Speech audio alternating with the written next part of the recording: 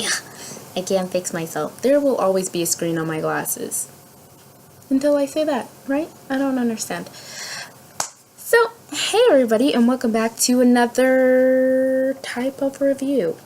This is not a manga review, and this is not an anime review. This is actually a review off of a movie that I just happened to watch tonight.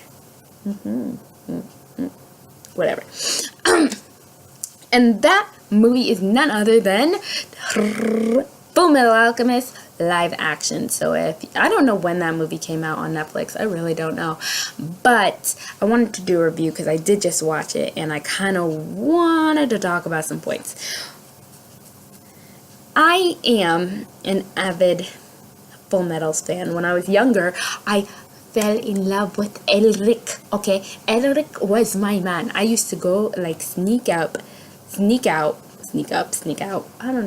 I snuck out of my bed, would sneak downstairs in our basement because there was a TV there, and then I'd turn it on and I'd be all up close to TV because it'd be on like Adult Swim, and be turning that volume extra low so my mother wouldn't hear me because she'd kill me if she knew I was awake, for one thing. She'd kill me if I was awake. And I used to watch it. I used to have dreams and fantasies that he was my husbando. Okay, that's how bad it was. But as I grew up, I realized we're so childish, and I have moved on to better things. Where did I move on? Oh, you thinking I'm talking about Roy? Oh, you think I like Roy now? Oh, no. Oh, you think I liked who else? Armstrong? No. Envy. Okay, not bad at all. There's so many kinds. Oh, how about Hohenheim?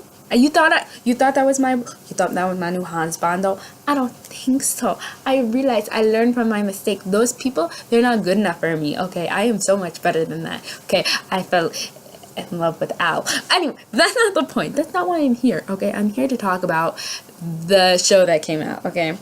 So, let's just get into it, okay? With my 3, which is art, plot, and none other than recommendation or audience. We'll see how I'm feeling. But really, let's jump into it because I'm just wasting time and talking too fast. Slow down. Okay, good. So, art-wise, I gotta admit I was pleasantly surprised. One thing I didn't know how Fullmetal would go as a live action is simply because of the art style. The alchemy in Fullmetal is kind of like Harry Potter magic. Let's just be serious. It's just like Harry Potter magic. Okay. Which also means that takes a lot of money and resources. And I'm like, I don't know if that whole franchise has that kind of money in their budget. And I'm not sure even if they did, it would look right. You don't see a lot of Japanese movies or shows that really do the whole magic thing in live action really well. I mean, even the Koreans are kind of iffy. Just depends. I mean, they have some gold mines, but overall, I'm not really all that impressed. So I wasn't sure. But I gotta say, I did not hate the CG that was going on in this movie. It's 2 hours, by the way. 2 hours, by the way. But I didn't hate it. I really didn't. I thought the CG was pretty dope. And they had green screen. They had a lot of green screen going on in that chunk. And that wasn't too bad either. So I gotta say, not too shabby, my friend. Not too shabby. I'm looking up something right here. Director. I'm not getting a lot of information here. I'm gonna have to Google more. Oh, trailers and more. What is this? No, nothing. There's nothing yet. What was I talking about? Okay. So another thing. So the CGI wasn't that bad. I was actually pretty impressed. They made the alchemy look pretty decent. Toward the second half of the movie, though, the CG kind of got a little sloppy. I wasn't impressed with how they did Gluttony. By the way, let me just put in there the spoilers. I might have put it in the comments, my description, but I feel like I should tell you because you might not read that. Rude. But yeah, the CGI through the second half kind of got sloppy. Gluttony was, it was so fake. It was so bad. It was so bad. They didn't do bad with the fire. They had a bad burning scene. And some of the other CG, if you get toward the end, you'll realize that it's really not that good. But let's not get too nitpicky. So then you also have the kind of, I called it like the cosplay, which is the costumes and the outfits that they use for these characters. Because they're anime characters, I'm going to say cosplay. It was not that bad. I'm not going to lie. The military uniforms, I was thinking would be kind of shabby, kind of fake looking, but they did a pretty decent job on it. I think they should have gone with a lighter blue, but I wasn't mad that it was darker. Not going to say. I wasn't mad.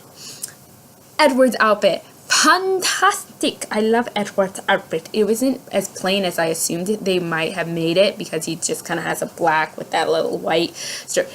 They upped it a bit, and I did appreciate that. I like that uniqueness that they added to it. Winry's outfits had much to be desired. It wasn't like the storyline, the anime or manga or anything. They kind of just did whatever they wanted with her. She kind of did whatever. Free for all. Not really sure what was going on there. Alphonse was really well done. I'm glad that they took the time to really put the detail into Alphonse's character design. So I was quite happy about that. Thumbs up here. So as for the art, I really do appreciate everything that they did. They did a fantastic job. It could have been better. Like I said, the CGI in the second half was kind of a little sloppy looking. But overall, I was not upset with how the green screens, how the CG was. I'm not upset with the outfits that they wore. Not upset at all. It did not bother me. Number 2, though. Plot bothered me. So the plot took a little bit of everything from the original the first series of Fullmetal Alchemist that they did.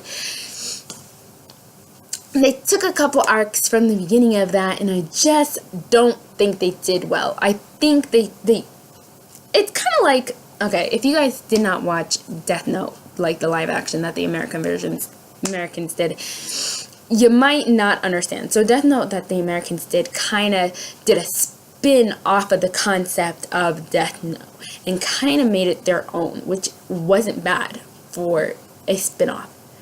This one, however, tried to keep a little bit too close to the storyline, but unfortunately not close enough, so it really looks like they messed up. I feel like they were better off doing their own spin-off and their own like kind of movie, additional movie, but they tried to keep too close to the storyline and it didn't work. They tried to blend a lot of the two storylines together as well, which didn't work naturally. It didn't seem organic. Like the character for Lust from the first series and Brotherhood, they tried to blend those, and that one wasn't bad, but there were other characters that just wasn't working. Another thing, they had a lot of wasted screen time. Oh my god, there were so many scenes that I was like, why, cut it, why. I don't know if their editor was thinking when they were previewing this, and they were like, oh yeah, this is awesome. It wasn't all that awesome. There was so many wasted screen times. There was this point where there was a fake story and there was a real story, and she told us what the real story was right after the fake story, and I was like, why bother wasting your time with the fake story? Just take that all out. You didn't need it. It was a waste of screen time. And there were just other points in there that didn't make sense. OC character. It's okay. Out of characters is what I'm saying. This is OC. That's what I mean. Because I know OC is own character. This is out of characters. OC. Like, it just... Edward. Edward is arrogant. Edward is passionate. Edward is headstrong. Edward is a man. He doesn't cry in front of people. And they had him so overly emotional, I was just like, what a smack ya. Okay? I was just very not pleased with Edward's character. Al was well put in character, okay? Winry was that typical hot-headed Japanese girl that they like to put in most of their shows and things. So I was like, oh, okay. Roy stuck to character. Hawkeye was a little, Envy was not in character. Envy should have been a lot more arrogant if we're going to get that close to the storyline. I mean, they were pretty close to the storyline. You need to have your characters on lock. Okay, Lust wasn't that bad. Gluttony wasn't that bad. A lot of the characters wasn't that. Mace Hughes, and I had some of my family was watching with me, and they were like, "Oh, Mace Hughes is so cute." So if you're watching, whoever played Mace Hughes, I don't know who played Mace Hughes. I should probably look that up. You look good to some Americans. I'm running out of time. I told myself I'm not gonna. I'm looking it up now. I told myself I'm not gonna waste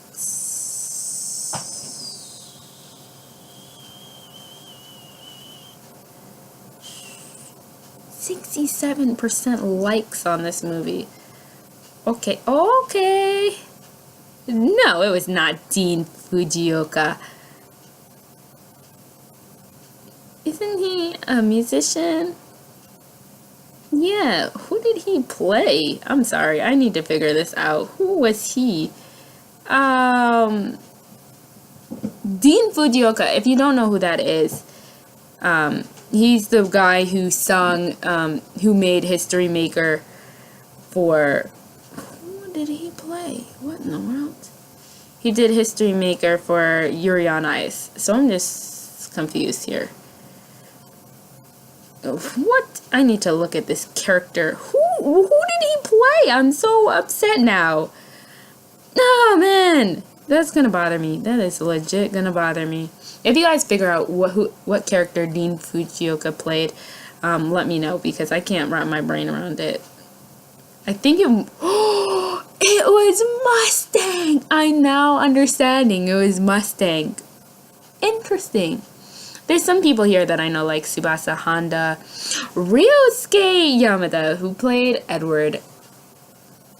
Yeah, too emotional for me. Too emotional.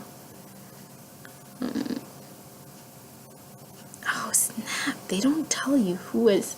I'm going to have to guess who Al was, and that's just way more work than I want to do. I'm just losing track of my brain right now. So besides the out-of-character kind of characters, like I said, it wasn't too far away from the characters. Like, I could see where Edward would be emotional and almost crying to some degree at some of these points that they put him in that scenario. But there were scenes where he left his brother, he left Winry in certain areas, and it was just a little confusing. And then it seemed a little that his arrogance and his childishness didn't come out quite fully. There was also Winry, who was not blonde, by the way. And, you know, I was mad about it at first that she wasn't blonde, because I always saw her as a blonde character. But I kind of got used to it. As long as her hair was long, I think that it kind of made up for it. I wasn't completely disturbed that she was not blonde. But she did have way too much of a role in this movie. I didn't think she was that big. I know she was important, but not that involved in everything compared to this movie. So I'm like, I guess they were kind of going for like a 3 squad, like, let's go Naruto Team Ninja kind of thing. And I didn't like it. I mean, I'm not a big fan of girls in male groups, to be honest with you. I kind of like male-dominated stuff. Anyway, focus! Okay? One other thing that really stood out to me, though, was the amount of theology and history that they put in this. Now, in the first series, they had a lot of yin and yang type theology in there. In the Brotherhood, they did have a more Christianic view. In this one, they had a little bit of both. Heavily on that Christianic. When you got to the truth, the door of truth, there was a lot of Christian names like Elohim, Elohim, and things like that, different names for God, that I was like, oh, okay. They mentioned things like becoming a devil if you're an alchemist, and a lot of that originates because alchemy and the guns and things like that originated from the Western world and was brought over to Japan, and they always considered Westerners kind of like devil because there was the opium war that happened and things like that, and they just considered it all evil when they brought it over. So I can kind of see that, and I love that part of learning more culture things based off things that they put in their movies. But it was a little heavy for me. A little heavy. I was like, blasphemy! Or am I? So number 3, would I recommend this? What kind of audience is this geared to? Audience-wise, if you have watched, if you know anything, if you have a preset something on Fullmetal Alchemist, this was geared for you, because it's really hard to understand if you haven't had that background. I had family members who had no background in Fullmetal Alchemist trying to watch this and keep up, and it was difficult. They kind of needed that commentary, and it's not for noobs. It's not for noobs. Let's just be honest. It's not for noobs. It wasn't built for them. I mean, if they want to watch, it just wasn't for noobs, because you don't know who at Eastern Headquarters. There was points like Ishvalan War. There's like Philosopher's Stone. Nobody really goes into the Philosopher's Stone or anything like that. They didn't go into necessarily about mom's death or things like that. They didn't. So if you don't have that background, it's really hard to keep up. If you are an avid Fullmetal fan, like I am, whatever, then it might be a little disappointing, because like I said, it gets close to the storyline, a little too close if you ask me, considering they didn't stick with it. They kind of got really close and like pretended they curved, and now all you see is this nasty line because they tried to squeegee out and yet still be close. It just, but I definitely would recommend it. It's on Netflix right now, so you should definitely go watch it, see how you like it, and tell me how that goes. Would I ever buy it? Maybe for collections purposes, not necessarily because it was thebomb.com. I didn't feel that way. But definitely for collection purposes, I might like go out and buy it. Like I said, hopefully they'll do. Whoever did this, I did not find out who did this. I'm horrible. What production company did this? But however you want to do it, if they ever do something like this again, hopefully it'll be a little more clean. Just a little bit more clean. The CG may hopefully be a little bit better. But yeah. Anyway, I'm sorry this video is super long. I was trying to cut it shorter, but it didn't happen. I just had so much to say, and I wanted to say it all in one shot. So, yeah. But please comment. Tell me if you guys watched it. Tell me how you liked it. Tell me what you also, if you thought there was something in there that wasn't so good. If you disagreed with me on some points about it. Maybe you have some cultural insight. Yeah, let me know in those comments below. By the way, if you like my video, please subscribe. Please like as well. Leave me some nice comments. I'm always looking for flattery. If you don't like it, don't do nothing, because that's just a rule. Why would you do that? Yeah, just move on, dude. Don't touch nothing. Okay? But anyway, I'll see you guys later when I'm reviewing or singing or whatever I feel like doing, because I'll do whatever my heart desires. Okay? But adios, amigos, amigas, whatever. What is it? Tomodachi? Tamagotchi is what's going through my head. Anyway, bye.